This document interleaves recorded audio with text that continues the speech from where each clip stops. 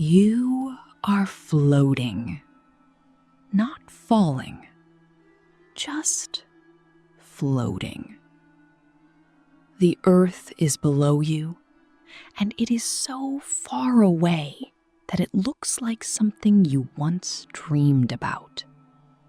Blue, white, impossibly still. And you are here, in the dark, in the silence, somewhere between everything and nothing. There are no clocks out here, no notifications, no one waiting for a reply. Just you and the stars and the slow, quiet turning of the universe around you.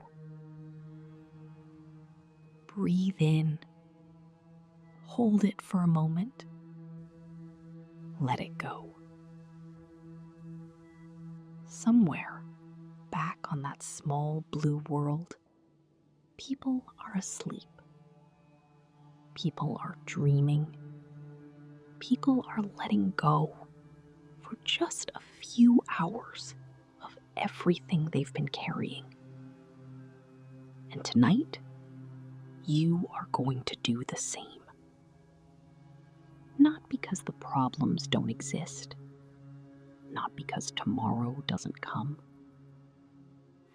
but because right now, in this moment, you are floating above all of it. And nothing, not a single thing, requires your attention in this exact second. You are allowed to rest. You are allowed to drift. You are allowed to let tonight be soft. Imagine yourself in a suit. Not a complicated suit, just something that holds you together out here in the infinite dark. Your helmet is clear. You can see everything. The stars ahead, the black between them, the slow curve of the planet below. You are not afraid. That is the strange part. You thought, maybe, that being this small in something this large would feel terrifying. But it doesn't. It feels honest.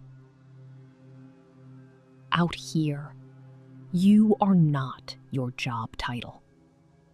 You are not your mistakes. You are not the things someone said to you 2 years ago that you still replay at night. Out here, you are just a person. Breathing, thinking, floating, small in the most beautiful way. There is a man who lived almost 2,000 years ago.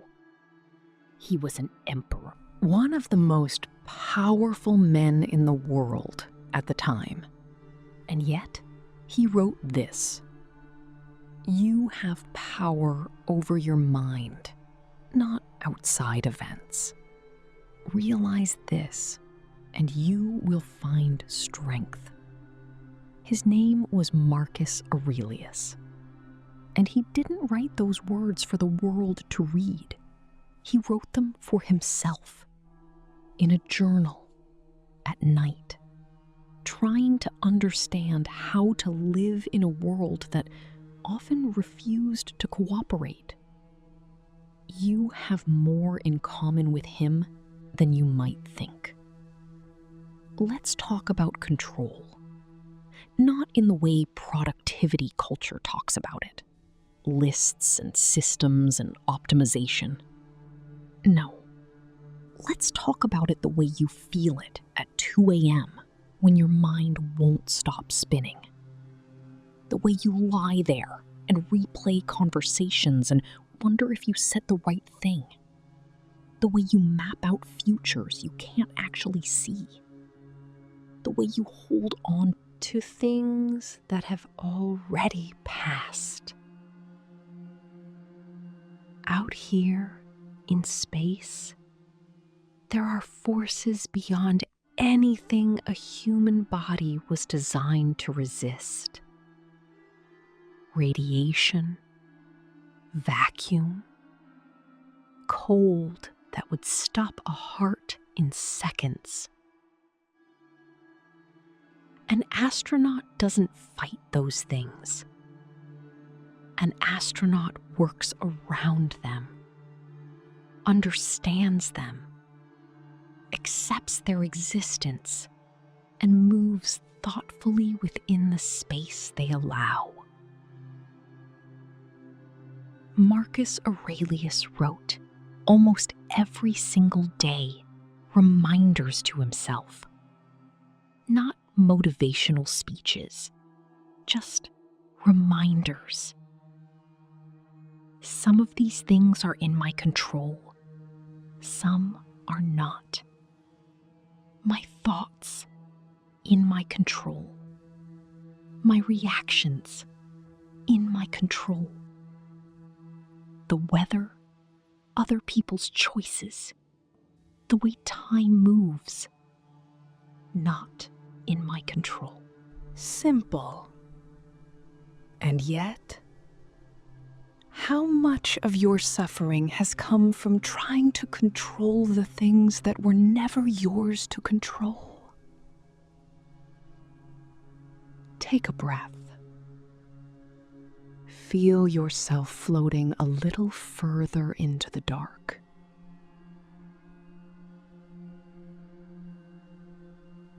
The star directly ahead of you, it might already be gone. What you're seeing is light that left it thousands of years ago. You're looking at the past. And yet, it is still beautiful. It is still light. It still guides people.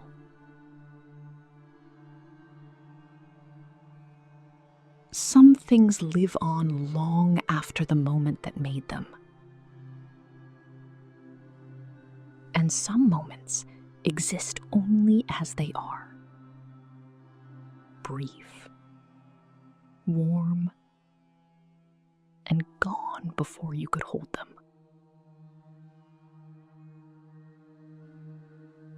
Marcus understood this. He wrote about it constantly. The impermanence of things. Not with sadness, with acceptance, with something closer to wonder. You cannot control what has already left. You cannot control what hasn't arrived yet. But you can be here, in this quiet, in this floating, in this exact breath. That is yours. That has always been yours. Let's sit with something that most people don't talk about gently enough. Anxiety. Out here, the astronaut breathes slowly. The suit monitors everything. Oxygen levels, pressure, temperature. But the astronaut's mind, that is not monitored by any instrument. That is its own weather system. Anxiety is not weakness. Marcus Aurelius, emperor, general, philosopher, wrote privately about fear, about worry, about the nights when the weight of things pressed down on him and would not lift. He ruled an empire, and still the mind did what the mind does. It worried, it wandered, it reached into futures that hadn't happened yet and came back trembling. You are not broken because your mind does this. You are human. And being human means carrying this particular and persistent weight. But here is what Epictetus said, a man born into slavery who became one of the most profound thinkers who ever lived. It's not what happens to you, but how you react to it that matters. He didn't say, don't feel it. He said, notice where the feeling lives. Notice what it's asking. And then gently choose what you do next. Anxiety often speaks in certainties. This will go wrong. They think this about you. You should have done it differently. But look at those thoughts carefully. Hold them up to the light of space. That vast, honest, quiet light. And ask, is this true? Or is this a story my mind is telling me because it is afraid? Fear is not a liar. Fear is trying to protect you. But it doesn't always know the difference between a real danger and an imagined one, between a fire and a shadow. Out here, you are safe. The stars are not judging you. The dark is not angry. The silence is not an absence. It is a presence, a full, soft, listening presence. Breathe in. Let the silence hold you. It does not need anything from you. There is something about the dark that calls loneliness forward. Not the sharp loneliness, the one that aches and asks questions, but a softer kind. The kind you feel standing outside at night and looking up. The kind that says, I am one small thing in something very large. The astronaut drifts and thinks about this, about the people below, the ones sleeping, the ones laughing at dinner tables, the ones lying awake, just like you once did. And there is something that feels like grief in this distance. Not because anything is wrong, but because love always carries a little bit of grief inside it. Marcus Aurelius lost people. Children, friends, colleagues, an empire constantly at war. And he wrote quietly about the nature of loss. Not with despair, but with this. Loss is nothing else but change. And change is nature's delight. He was not cold. He was not numb. He felt everything. And then he tried every single day to hold it with open hands. Loneliness, when you sit with it long enough, sometimes transforms. It becomes solitude. And solitude is something different. Solitude is chosen, or at least accepted. Solitude says, I am here with myself, and that is enough for now.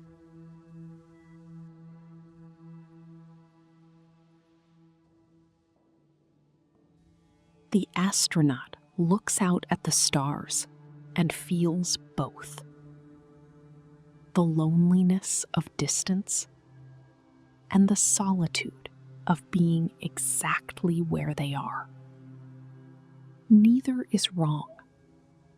Both are honest.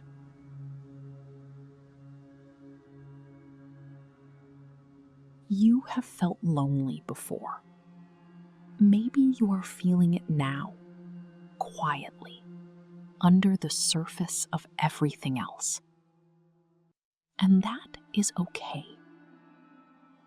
That loneliness is not evidence that something is wrong with you. It is evidence that you are a person who cares, who connects, who needs warmth and presence and belonging. Those are not weaknesses. They are the most human things there are. Discipline.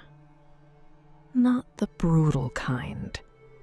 Not punishing yourself into productivity. Not the version that shames you for resting. The Stoic version of discipline is quieter than that. It is simply this: doing the small things every day, even when they are hard, even when you don't feel like it, even when the motivation has gone quiet. Marcus Aurelius wrote, at what historians believe was very early in the morning, about getting out of bed. He wrote, at dawn, when you have trouble getting out of bed, tell yourself, I have to go to work as a human being. This from an emperor, a man who could have slept as long as he wanted, who had every reason to rest on the comforts of his power, and still he argued with himself about getting up. Still the bed felt safer. Still he had to remind himself of his purpose. You are not so different. But here is what Stoic discipline is really asking of you. Not perfection, not relentless output, just showing up, being present to your life, not disappearing into distraction or numbing or avoidance, but being here, choosing to be here, even when here is hard. Out here in space, the astronaut understands something about discipline that is difficult to explain on the ground. When there is no gravity, when nothing is fixed, when the familiar rhythms of a day don't exist, you have to create them. You have to choose when to eat, when to sleep, when to work, when to rest. No one will enforce it. The universe will not remind you. You have to be your own structure.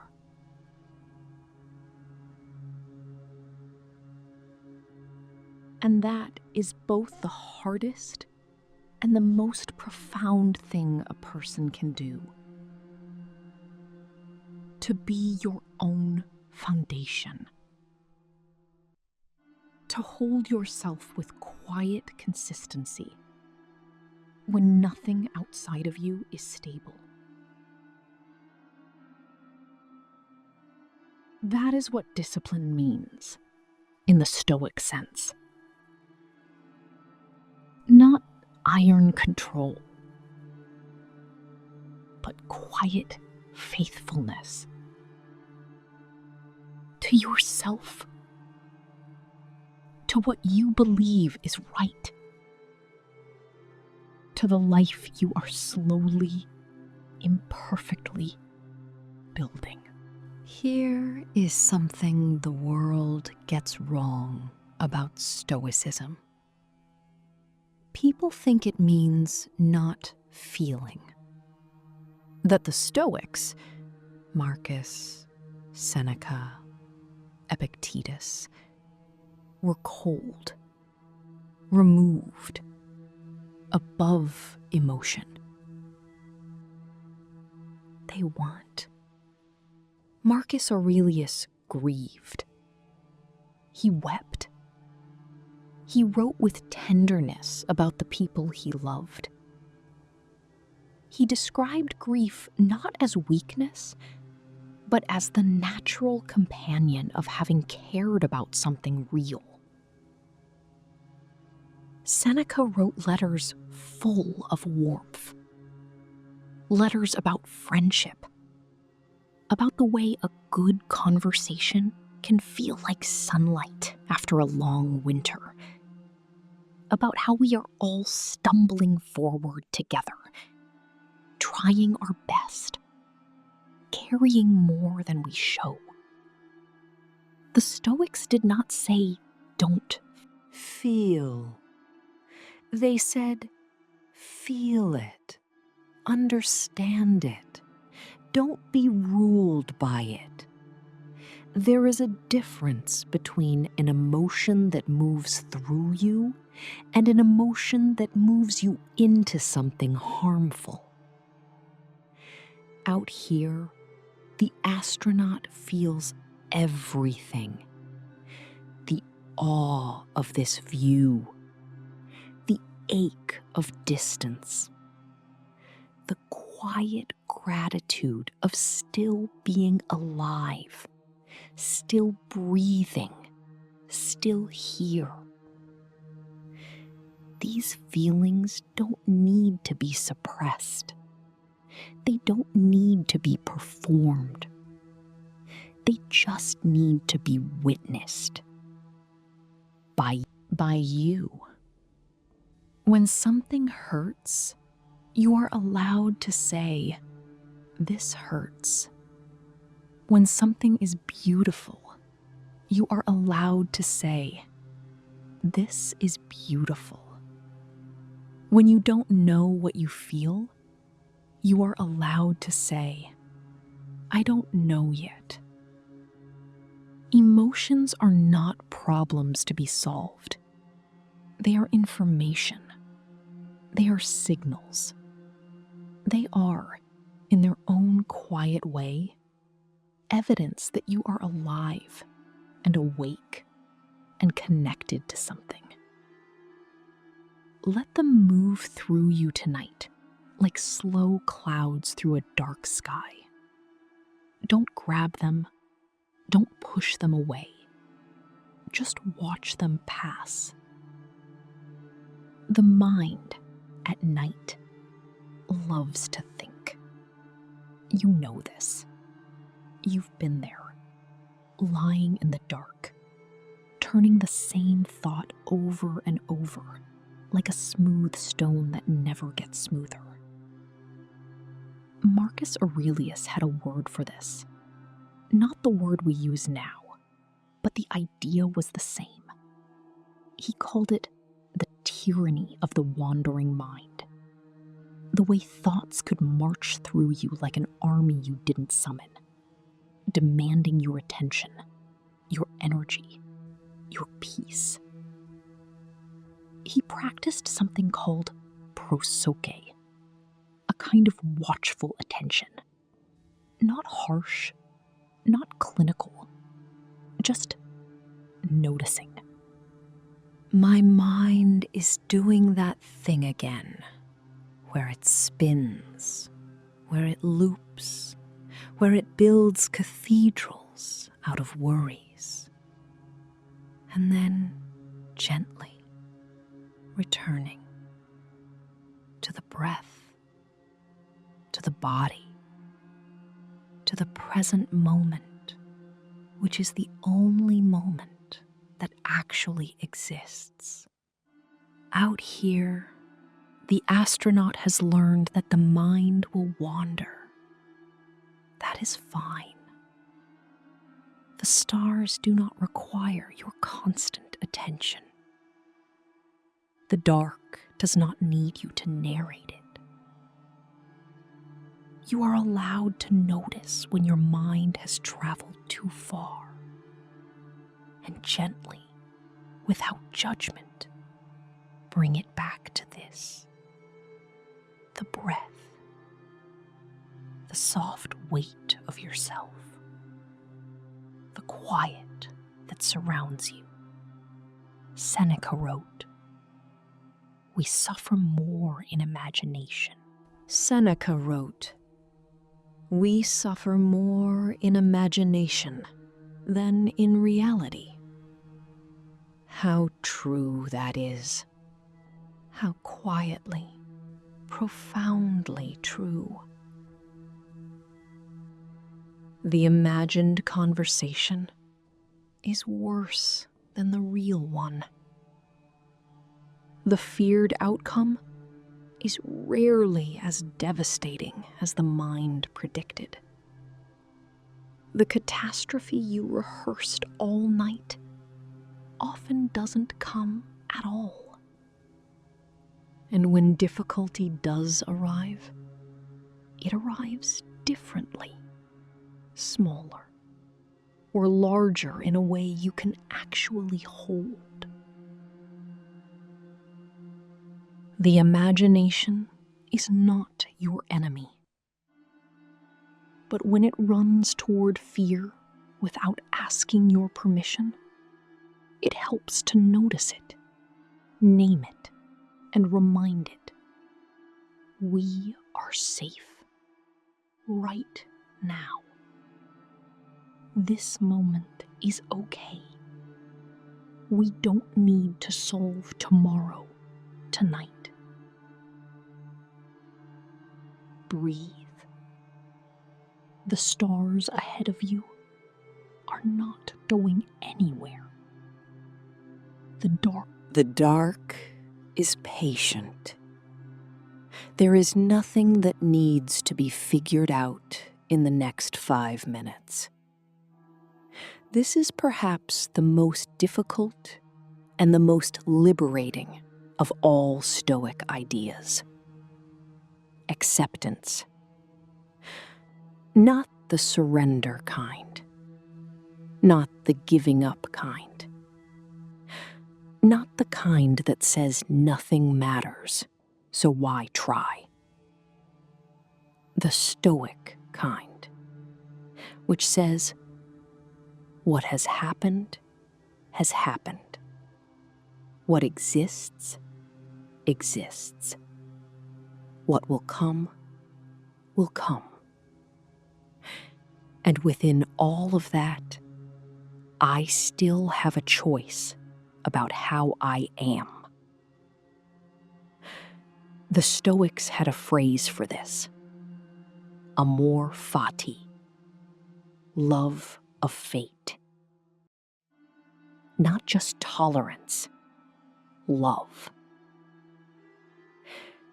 Marcus wrote, "Waste no more time arguing about what a good man should be. Be one." And behind that, underneath it, was this quiet understanding. You cannot wait for perfect conditions. You cannot wait until the world cooperates. until people understand you, until the circumstances shift in your favor.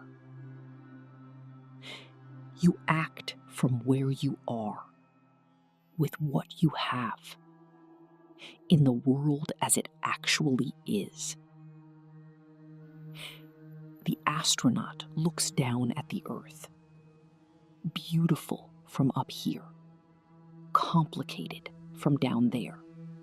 Both things are true.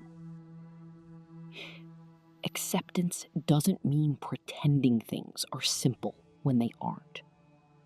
It means seeing them clearly, all the difficulty, all the mess, all the things you wish were different, and choosing still to move forward. Marcus Aurelius wrote, "Meditate often on the swiftness with which the things that exist and are coming into existence are swept past us and carried away."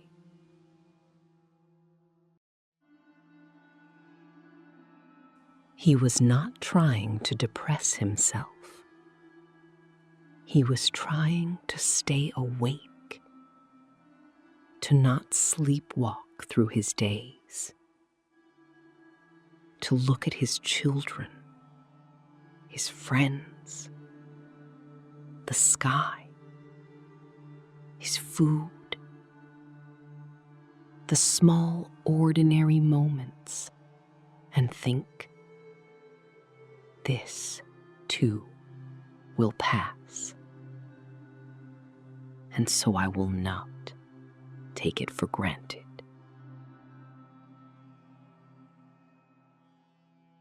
Out here, that understanding is easy.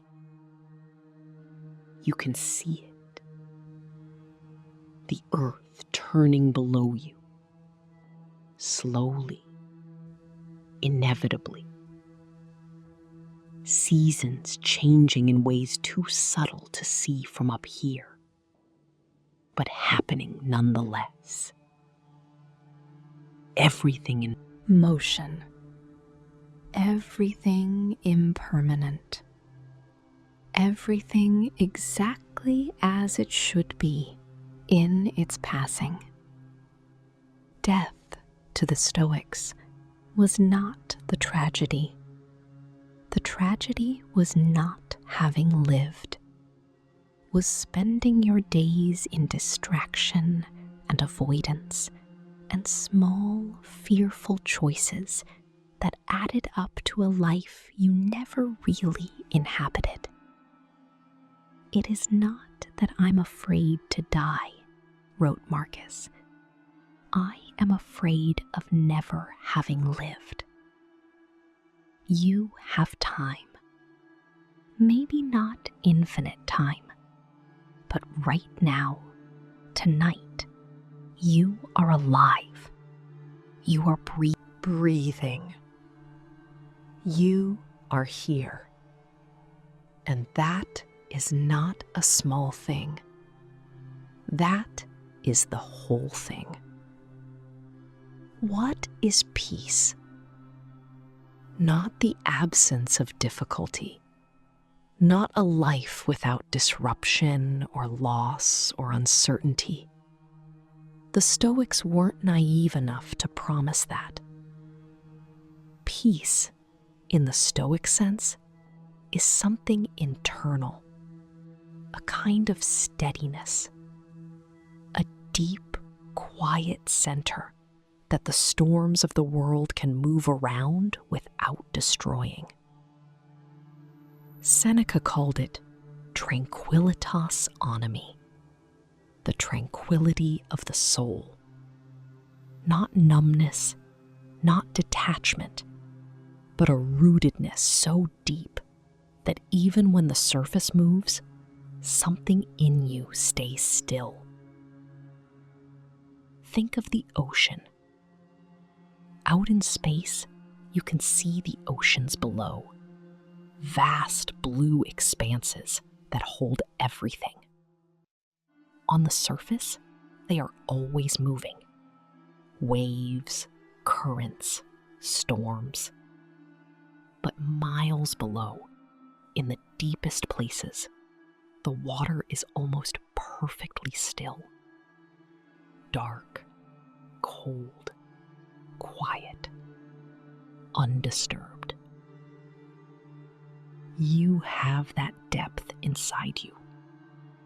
You may not always feel it, but it is there, beneath the anxiety, beneath the noise, beneath the daily worry and small frustrations. There is something in you that has never been disturbed. Not really. Not at its core. Tonight, you are going there. Not by force, not by trying, but by simply letting go of the surface for a little while. The waves will still be there tomorrow. Life will still have its complications. But tonight, you are dropping down into the stillness. Slowly, gently, like something sinking through warm water toward the quiet below. Seneca wrote a short book, one of the most honest things ever written, called On the Shortness of Life. And in it, he said something that stops you if you let it. It is not that we have a short time to live, but that we waste a great deal of it. Out here, time feels different. An orbit takes about 90 minutes. In 90 minutes, you have circled the entire Earth. Think about that. In 90 minutes on the ground, you might watch a show you didn't care about, scroll through things that don't nourish you, worry about something you can't change. And in 90 minutes up here, you have crossed every ocean, watched the sun rise 16 times in a day, seen the lights of cities glowing in the dark like scattered fireflies. The time was the same. What changed was the attention, the presence, the aliveness to the moment. Seneca wasn't saying, be productive every second. He was saying, be present. Be awake to your life. Don't let the hours pass in a kind of half sleep, a going through the motions that mistakes busyness for living. Tonight, you don't have to be productive. Tonight, just being here is enough. Just breathing. Just feeling the weight of yourself settling gently. Just letting time move at its own pace without trying to hurry it or hold it back. Time is not an enemy. Time is just time. Moving. Carrying you along the way the current carries everything toward wherever everything is going. Who are you when no one is watching? Out here, no one is watching. No audience, no performance. Just you and the dark, and the stars that don't care what your status is. Marcus Aurelius asked himself this constantly. He was surrounded by people who needed things from him, who wanted him to be powerful, decisive, imperial. And privately, he kept asking, But who am I, really? What do I actually believe? What do I actually value? These are not questions with clean answers.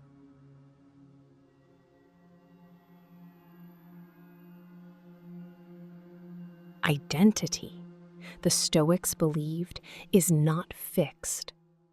It is not a monument. It is more like a practice, something you return to, something you tend to, something you build slowly through thousands of small choices made over the course of a life. You are not the version of yourself that made a mistake last year. You are not the worst thing someone said about you. You are not the fear you carry, or the worry, or the feeling of inadequacy that visits sometimes without being invited. You are the one doing the watching, the one noticing, the one, even now, gently choosing to rest. That is not nothing. That is everything. Let's not look away from it. Suffering. Marcus Aurelius knew real suffering. He outlived most of his children. He fought wars he didn't choose. He watched people he loved leave the world before he was ready. And he ruled during a plague, a real, devastating plague that killed millions of people across the empire. He didn't pretend this away, but he wrote in the middle of it all with such steadiness, such quiet courage, not because he wasn't in pain, but because he had decided, in whatever deep and private place a person makes such decisions, that suffering would not define him. That is what the Stoics were really doing. Not eliminating pain, but refusing to let pain have the final word. You have power over your mind, he wrote, not outside events. The suffering is real. No philosophy erases that. But how you hold the suffering, whether you curl around it and let it become the whole of your identity, or whether you carry it the way you carry something heavy on a long walk, that is something you have some say in. Not every day, not easily, but some say. And tonight you don't have to carry it. Tonight, you can set it down. The suffering, the worry, the grief, the unresolved things, you can set them down just for these hours and let yourself be something lighter. They will still be there tomorrow. You can pick them back up then. But tonight is for resting. The astronaut knows something that most people on the ground are still learning. Uncertainty is not the enemy. On Earth, we spend enormous energy trying to eliminate uncertainty. We plan, we prepare, we build systems and schedules and predictions to try to make the future feel more solid. And then it isn't. And we are surprised. And we suffer the surprise as if certainty was something we were ever actually owed. Out here, uncertainty is simply the atmosphere. The astronaut doesn't know exactly what tomorrow holds. Systems can fail. Weather, space weather, is real and unpredictable. And still, the astronaut eats breakfast, does the work, watches the sun rise, finds moments of genuine wonder inside the not knowing. Epictetus wrote, "Seek not that the things which happen should happen as you wish, but wish the things which happen to be as they are, and you will have a tranquil flow of life." This is a hard ask. Perhaps the hardest ask. To be at peace with not knowing. To breathe inside uncertainty rather than fighting it. But think about the alternative. The fighting. The constant, exhausting attempt to force certainty from a world that has never offered it. What if, instead, you simply held the uncertainty the way you hold something fragile, carefully, with open hands, without crushing it? What if not knowing was allowed to just be not knowing? Not a problem, not a failure, just the honest condition of being alive in a world that is still unfolding. The stars don't know what the astronaut is thinking. The dark doesn't care about tomorrow's agenda. The universe holds all of it, the known and unknown, without effort, without panic. And maybe tonight, you can borrow a little of that spaciousness. Marcus Aurelius had a gift for this, seeing the small things. He wrote about food, about water, about the way light moves through a window in the morning, about the smell of fresh bread, about how, even as emperor, these things were available to him. These quiet, ordinary things that required nothing of his power or his wealth. He wrote, "Confine yourself to the present." The present. Not the future you're building toward, not the past you're carrying. Just this.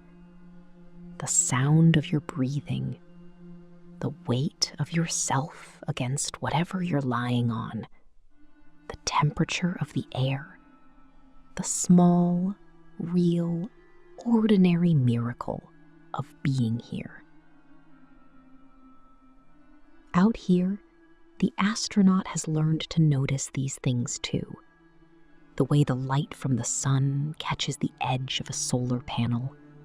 The way a water droplet floats instead of falls. The blue of Earth appearing over the horizon.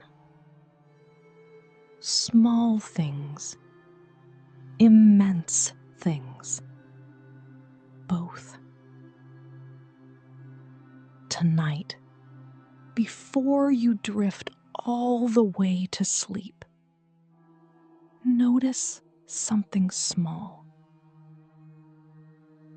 The softness of whatever you're resting on. The way your body feels, just slightly heavy. Just beginning to let go. The quiet around you. These small things are not lesser than the grand things. Sometimes they are the grand things in disguise. Seneca was a great letter writer. He wrote to a friend named Lucilius long, warm, honest letters about philosophy and also about life, about what it felt like to be aging, about the fear of death, about what he was having for dinner, and why he found it strangely satisfying. He wrote, "Friendship is always beneficial. Love is sometimes harmful. Not cynically, just honestly, with the kind of wisdom that comes from having lived long enough to know the difference." The Stoics cared deeply about connection. This is the part people forget. They weren't hermits. They didn't withdraw from love out of fear of losing it. They loved. They just tried to love with open hands, with the understanding that everything they loved was temporary, and that temporary didn't mean less. It meant pay attention. Be here. Don't wait. The astronaut thinks about the people down there. The ones they love. And the love doesn't feel smaller for being at this distance. It feels somehow enormous. Clearer than ever. Distance has a way of doing that, of making the important things feel important again. If you have people you love, they are part of why you rest tonight. You rest so you can return to them, so you can be present with them, so you can love them with as much of yourself as you have to offer. That is not a small thing. That is, perhaps, the thing. Breathe in, slowly. Hold and release. Feel your body. The parts of it that are heavy. The parts that are tight. The parts that have been working for you all day without being thanked, without being noticed. Your heart beating. Your lungs filling and emptying. Your blood moving through you in its old, patient rhythm.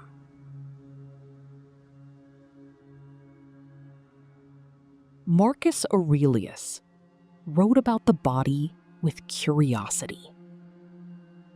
He noted the strangeness of it, the way it was, in some sense, not entirely his. A vehicle, a temporary arrangement of matter that allowed him to experience this particular life. He wasn't dismissive of it.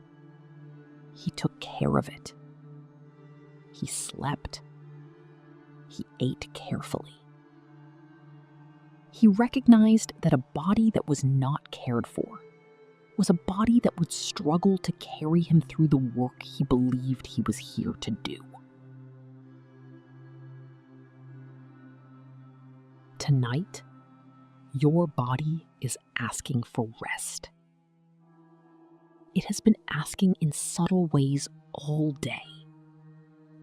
The heaviness, the slowness, the way the light started to hurt a little toward evening. These are not signs of weakness. They are the body's wisdom. It's ancient, trustworthy knowledge that rest is not a break from life. It is part of it.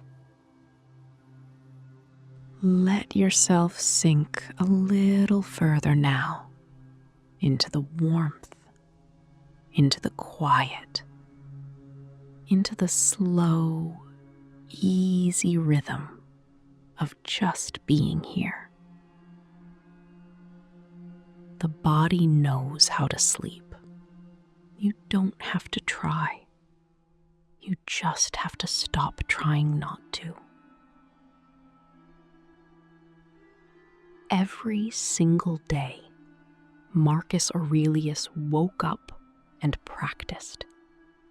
Not music or sport or strategy, though he did those too. He practiced being a person. He practiced patience when he was irritated. He practiced humility when he was praised. He practiced presence when his mind wandered. He practiced grief without collapse. He practiced joy without clinging. He wrote again and again, as if he needed reminding. This is who I am trying to be. This is the direction I am moving. Even if today I fell short, tomorrow I begin again. There is something deeply comforting about this. The emperor himself needed reminders. The wisest man of his age still had to practice, which means that struggling is not the same as failing. Needing to begin again is not the same as starting over. Every morning is a beginning. Every breath is a beginning. Even this one, right now, slow and quiet, and belonging entirely to this moment, is a beginning. You don't have to arrive anywhere tonight. You don't have to figure anything out. You are allowed to simply exist in this gentle beginning of rest. The astronaut has been floating for a long time now. The earth has turned. Night has come to some places. Dawn has come to others. And from up here, it is all happening at once. Darkness and light, existing at the same time. Morning for someone, evening for someone else, deep night for you. The Stoics sometimes called this the view from above, a way of imagining your life from a great distance, not to make it seem small, but to see it clearly. From above, the thing you argued about last week is one pixel in an enormous picture. From above, the embarrassing moment you've replayed 47 times, no one can see it. From above, the worry that fills the whole room, it is barely visible. And what you do see from above is this: a person moving through a life, making mistakes and recoveries, loving imperfectly, growing slowly, trying. That is what you see. And from up here, it looks like enough. More than enough. It looks like something real and warm and ongoing. The astronaut, after a long time floating, begins to feel the call of return. Not yet, but soon. You cannot stay out here forever. The work continues. Life continues. But you will carry something back with you. The perspective. The quiet. The memory of how small the worrying felt from this distance. The memory of how beautiful the world looked when you weren't in the middle of it. Marcus Aurelius always returned to his work, even when he would have preferred to philosophize in peace. He returned. He showed up. He did the work that was his to do. And you will too. Tomorrow. But tonight is still this. Still drifting. Still floating in the silence that holds everything. You don't have to return yet. Stay a little longer in this quiet. There is one final Stoic idea worth sitting with as you drift toward sleep. Rest is not weakness. Rest is not avoidance. Rest is not something you have to earn by being productive enough, or useful enough, or good enough. The Stoics understood that nature moves in cycles.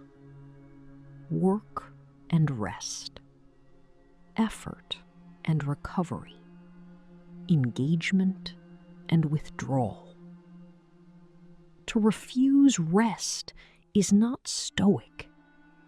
It is a mistake the modern world makes in the name of productivity, confusing exhaustion with virtue. Seneca wrote about how the mind, when rested, returns sharper. How sleep is not time lost, but time invested. how the person who sleeps well is the person who wakes to do the most good. So tonight, sleeping is the stoic thing to do. Resting is the wise thing to do. Letting yourself be restored is not self-indulgence. It is preparation for tomorrow, for the work, for the love, for the life that is waiting for you on the other side of this rest. You don't need to know the names of the stars. The Stoics looked up at the same sky you look up at now. Marcus Aurelius, in his tent on campaign, must have seen them. Seneca, walking at night, must have paused. Epictetus, sitting in the doorway of his simple house, he must have tilted his head back and felt what you feel when you look up at something that large. I am very small. And somehow, that is a relief. The smallness is a relief. It means the universe is not waiting for you to fix everything. It means the stars will continue regardless of whether you resolved the unresolved thing today. It means you can rest. Look up at the stars tonight, even just in your imagination, even with your eyes closed. Feel the darkness around them. Feel the distance. And know that you are made of the same material. Truly, every atom in your body was forged inside a star. You are not separate from this. You are part of this. Always have been, always will be. The universe looking at itself. Briefly, warmly, with wonder. These are the quiet hours. The hours when the world is mostly still. When the noise of the day has settled like silt to the bottom of a river. When even the worried mind begins to tire of its own motion. These hours have always existed. They existed for Marcus Aurelius, writing by lamplight in a room no one else could enter. They existed for Seneca, lying awake and thinking about what it meant to live well. They existed for Epictetus, in whatever small space he called his own. These quiet hours belong to no one. They are public property. They are the democracy of darkness. Everyone in them equally. Everyone equally small, equally human, equally in need of rest. You are not alone in this. Even now, as it feels like the loneliest possible hour, millions of people are in their own version of this same quiet. Some of them are afraid. Some are grieving. Some are like you, trying to let go of the day and drift into something softer, You are all out here together. In the dark. In the quiet. In the still hours that belong to everyone. And ask nothing of any of you. Somewhere, the worry is still there. You don't have to pretend it isn't. The unresolved thing, the conversation that needs to happen, the decision waiting for you, the fear that doesn't have a shape yet. They are real, and they will be there. But right now, in this moment, you can put them down. Not forever, just for tonight. The way you might set down something heavy you've been carrying on a long walk. Not abandon it, just rest. Set it down. Feel your hands empty. Feel your shoulders soften. Feel the absence of the weight as a kind of lightness. This is allowed. You are allowed this. Marcus Aurelius, after writing his private thoughts, closed his journal. Set down the weight. Let the night be the night. He would wake tomorrow and pick it back up. He always did. But first, sleep. You are drifting. Not falling, just drifting. The stars are slower now. The earth turns gently below. The silence is so complete, it has a texture. Soft, like the feeling just before sleep. Your thoughts are still moving, but slower. Like leaves on water that has stopped being a river and become a lake. You don't have to follow them. Let them move without moving with them. Let them drift the way everything drifts out here.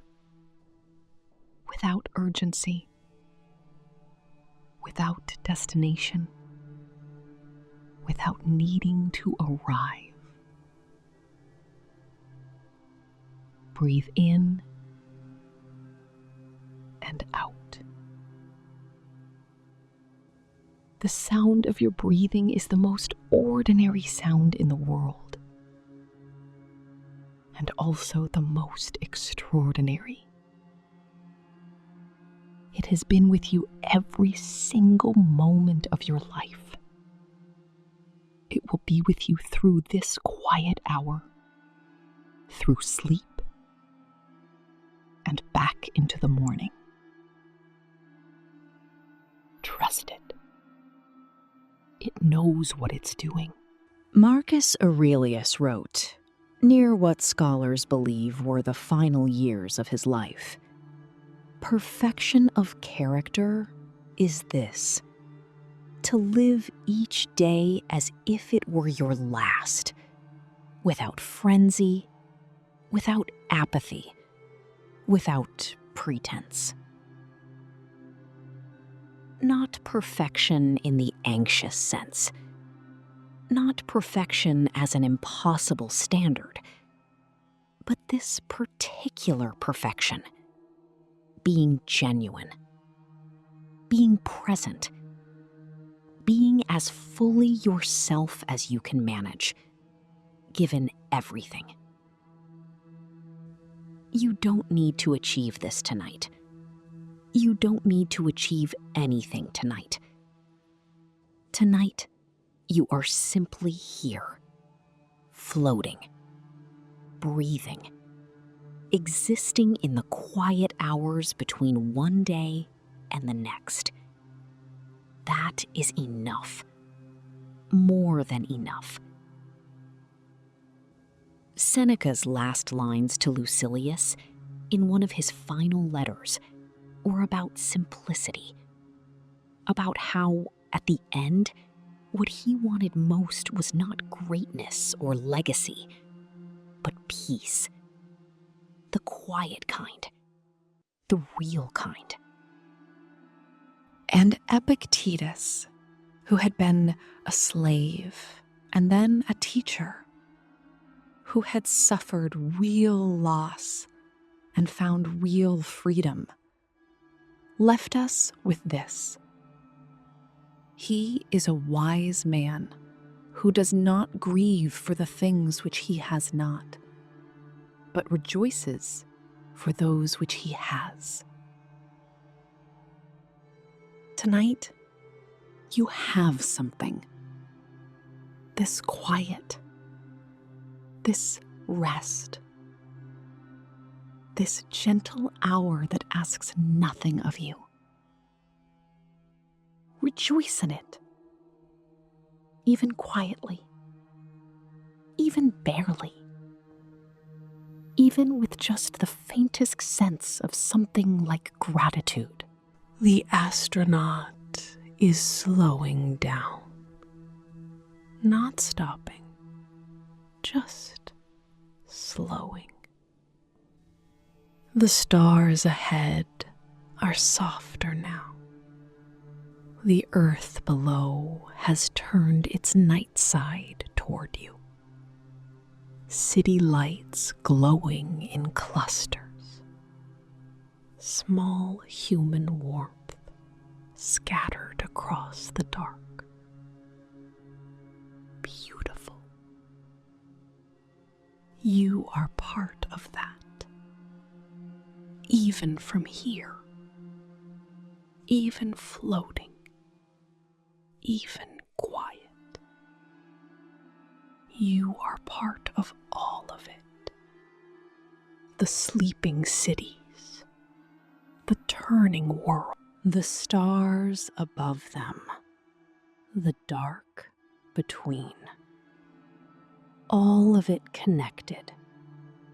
All of it continuing. With or without your worry. With or without your planning. With the same patient motion it has always had. And you, inside it, allowed to rest. Breathe in. Let it go. Notice how your body is already moving towards sleep. The heaviness, the warmth, the way the thoughts are starting to lose their edges. That is right. That is exactly right. You are drifting now, not away from anything, toward something.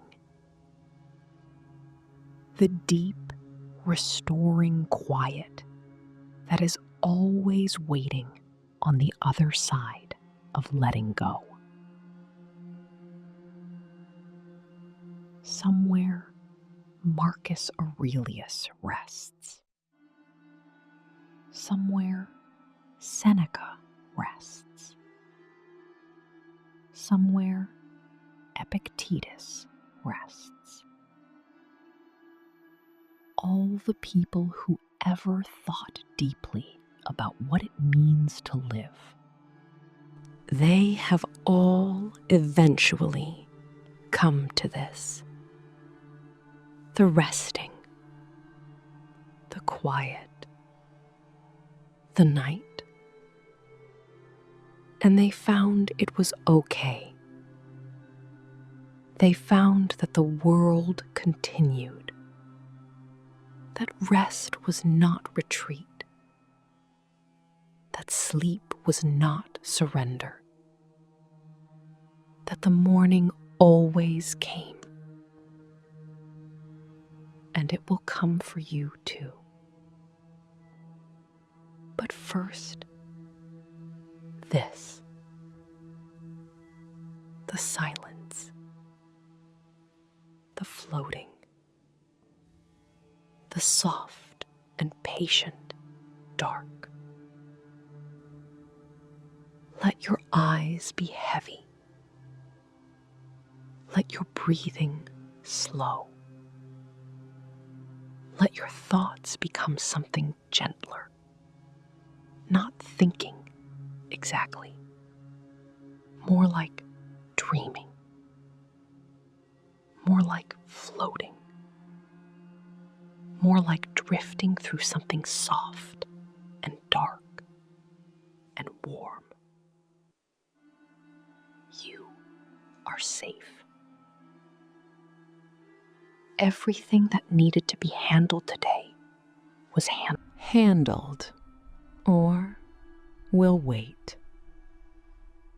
Everything that needed to be felt was felt or will find its moment. Tonight requires nothing from you but this: rest. Breathe. Float. The stars are still there. The earth is still turning. The universe continues its quiet, enormous work. And you are drifting deeper now into the warm dark, into the still, into the soft place that exists just beyond all the trying. Handled or will wait. Everything that needed to be felt was felt or will find its moment. Tonight requires nothing from you but this: rest. Breathe. Float. The stars are still there. The earth is still turning.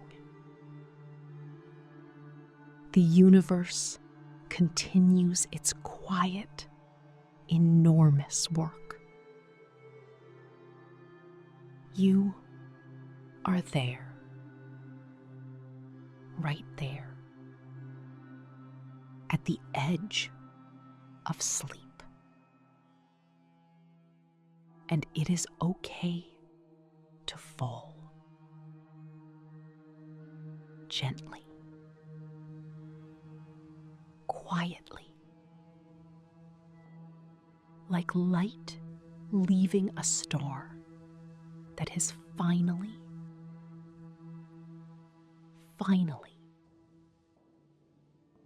decided to rest.